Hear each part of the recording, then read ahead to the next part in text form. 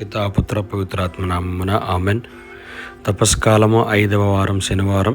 దివ్య పూజా బలి పఠనాలు. యెహెజ్కేలు గ్రంథం 37వ అధ్యాయము 21వ వచనం నుండి 28వ వచనం వరకు. ఇర్మియా 31, 10, 11, 12, 13 వచనాలు. యోహాను శుభవార్త 11వ అధ్యాయము 45వ వచనం నుండి 57వ వచనం వరకు. వారిని ఒక్క జాతిగా ఐక్యము చేయుదును. మొదటి పట్టణము యెహెజ్కేలు గ్రంథము 37వ అధ్యాయము 21వ వచనం నుండి 28వ వచనం వరకు. ప్రభువైన దేవుడు ఇట్లు పలుకుచున్నాడు, ఆ జనులతో, యావే ప్రభుడునైన నా పలుకులుగా ఇట్లు చెప్పుము. నేను ప్రజలను చల్లాచెదురైన జాతుల నుండి తిరిగి రప్పింతును. వారిని ఏకము చేసి వారి నేలకు తోడ్కొని వత్తును. వారి దేశమున ఇజ్రాయేలు కొండలపైని వారిని ఒక్క జాతిగా ఐక్యము చేయుదును. ఒక్క రాజే వారిని పరిపాలించును. వారు మరలా 2 జాతులుగాను 2 రాజ్యములుగాను చీలిపోరు.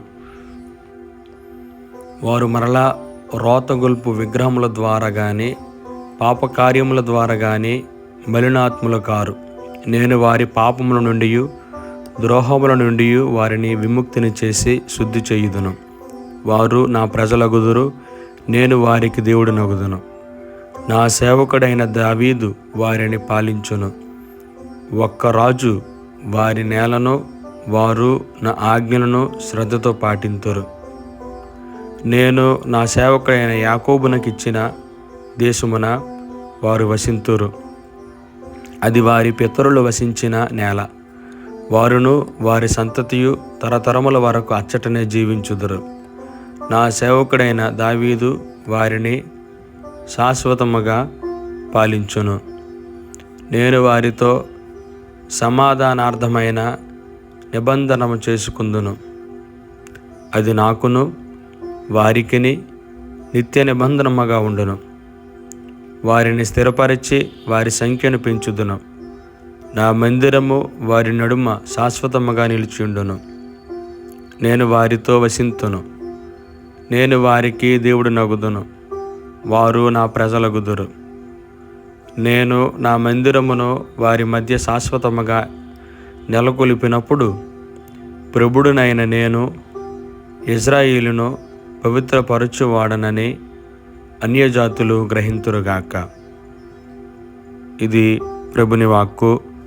సర్వేశ్వరునికి వందనములు. ఆయన చెల్లాచెదురైన సంతానము ఏకము చేసెను. సువిశేష పట్టణము పునీత యోహాను గారు వ్రాసిన సువార్త 11వ అధ్యాయము 45వ వచనం నుండి 57వ వచనం వరకు.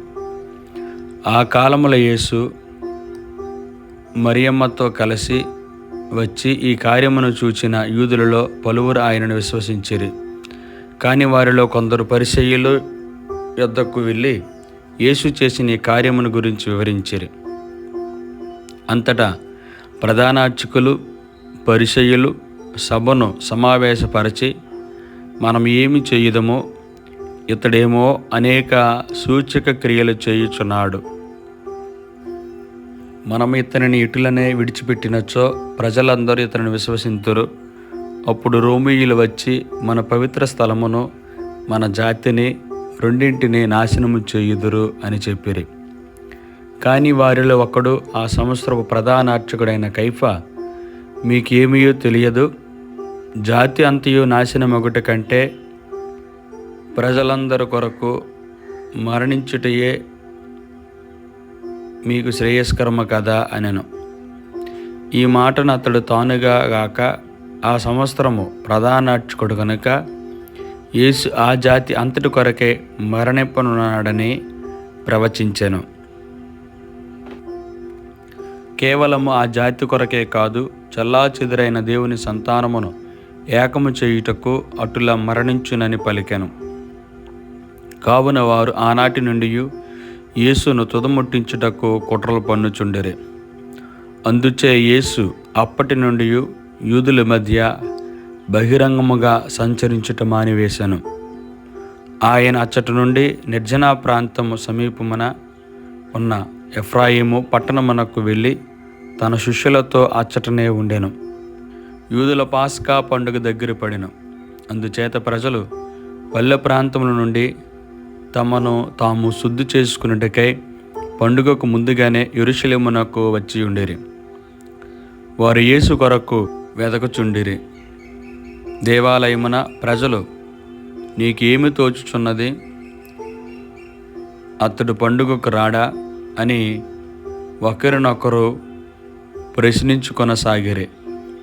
ప్రధాన అర్చకులు, పరిసయ్యులు ప్రజలను యేసు ఎక్కడ ఉన్నాడో ఎరిగిన పక్షమున వారు తమకు తెలుపవలసిందిగా ఆదేశించిరి. వారు ఆయనను బంధించుటకై అటులా ఆజ్ఞాపించిరి. ఇది ప్రభు క్రీస్తుని సువిశేషము. క్రీస్తువా మీకు స్తుతి కలుగునగాక. ఆమెన్.